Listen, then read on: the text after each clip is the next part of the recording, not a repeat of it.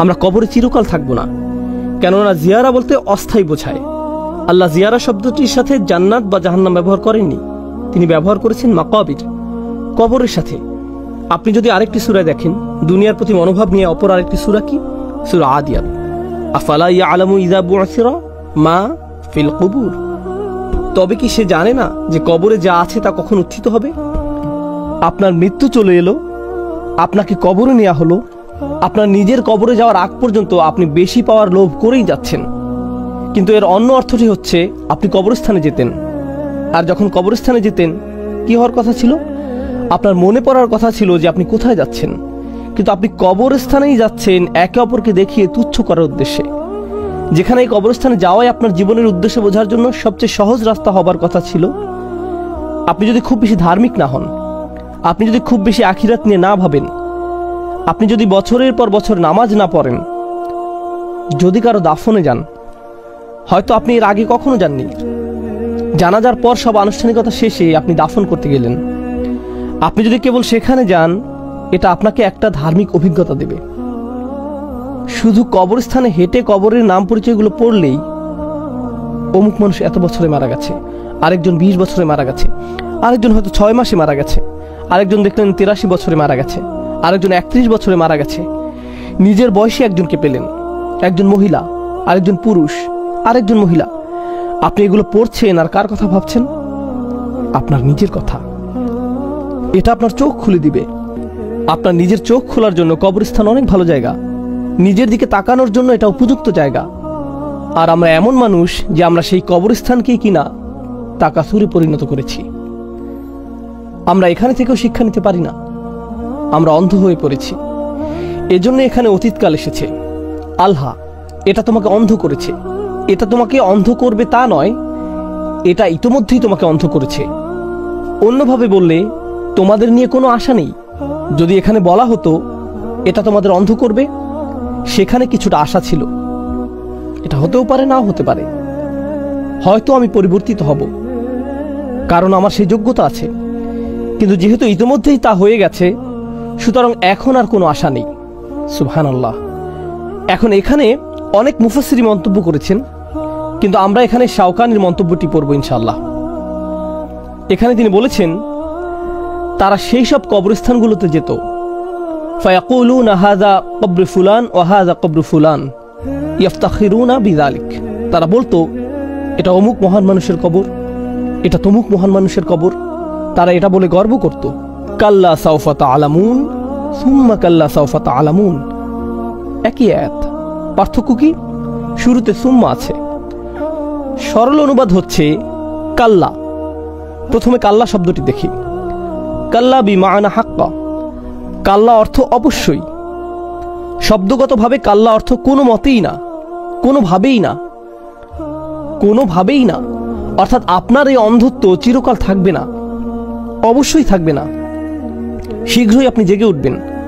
আর যখন আপনি জেগে উঠবেন, আপনি নিজে থেকেই বলবেন আমি কি করেছি, আমি কিভাবে এতটা অন্ধ হয়ে গিয়েছি। আপনি দেখবেন কিছু মানুষ আছে যারা দুনিয়ার মোহে এতটাই অন্ধ, আপনি যদি তাদের ঘুম ভাঙানোর চেষ্টা করেন, আপনি যদি তাদের জীবনের অর্থ বলার চেষ্টা করেন, তারা এটা শুনতেই আগ্রহী না। আপনি মনে মনে ভাবেন, ভাই এই লোকটি কোনোদিন সত্য উপলব্ধি করবে না, একে নিয়ে কোনো আশা নেই, এই লোকটি কোনোদিনই বুঝবে না। আল্লাহ তাদের উদ্দেশ্যে বলেন, কাল্লা, না, একদিন সময় আসবে, অবশ্যই তারা শুনবে, কোনো অন্ধত্ব থাকবে না। আর এটা কিন্তু কবরে যাওয়ার পর, তাদের দাফনের পর। তাহলে কাল্লা সাউফা তা'লামুন প্রথম আয়াত, খুব তাড়াতাড়ি তুমি বুঝতে পারবে। সাতা'লামুন অর্থ শীঘ্রই তুমি বুঝতে পারবে। সাউফা তা'লামুন খুব শীঘ্রই তুমি এটা বুঝতে পারবে। মানে হচ্ছে তোমার মৃত্যু খুবই কাছে।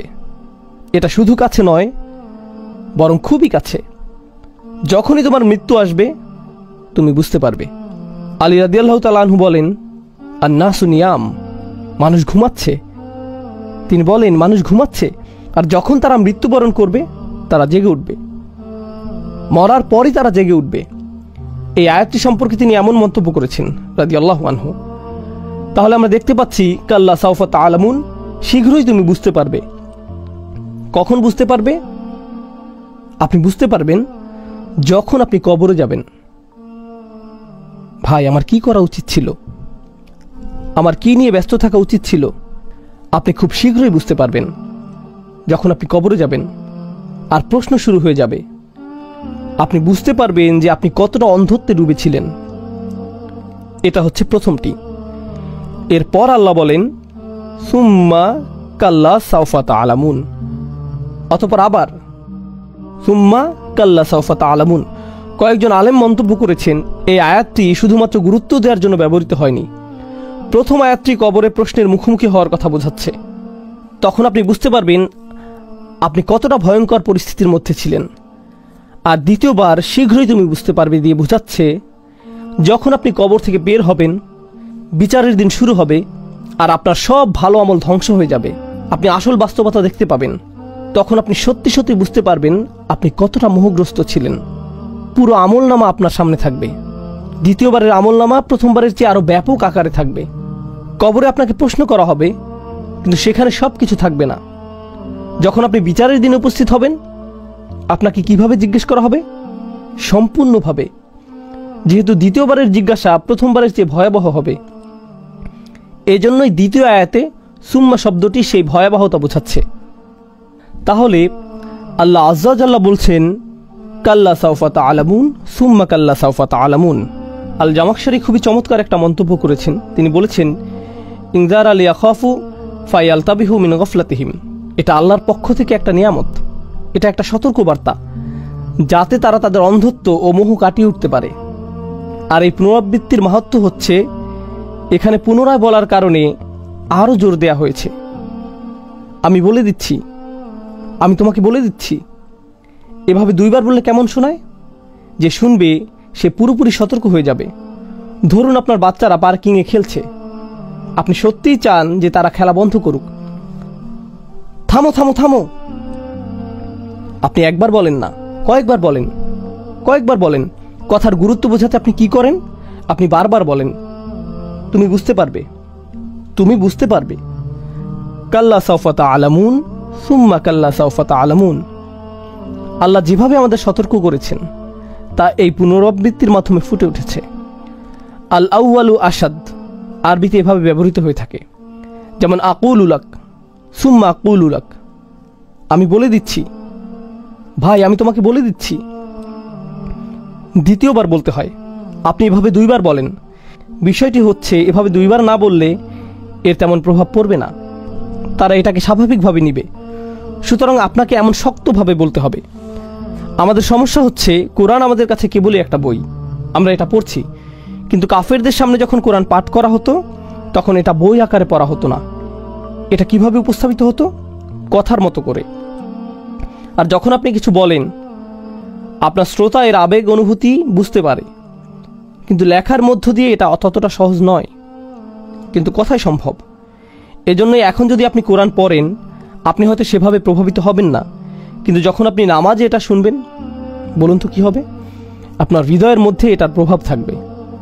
কারণ কোনো কিছু শুনলে এর একটা প্রভাব আছে, কিছু শুনলে এর প্রভাব হৃদয় থেকে হৃদয়ে পৌঁছে যায়।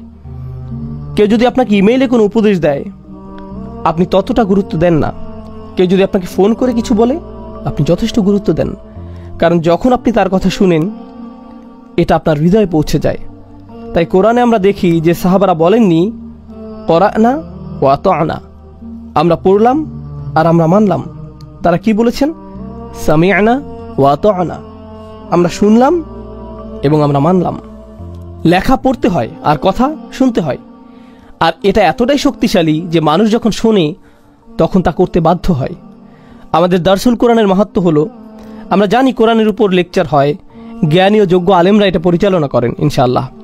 এর একটি মাহাত্ম্য হচ্ছে এটা কোরআনেরই একটি সুন্নাহকে পুনরুজ্জীবিত করে। কোরআন প্রাথমিকভাবে পড়ার জন্য আসেনি, কোরআন প্রথমত শোনার জন্য এসেছে। নবীজি সাল্লাল্লাহু আলাইহি সাল্লাম মানুষদের সামনে এটা তিলাওয়াত করতেন যেন তারা এটা শুনতে পারে।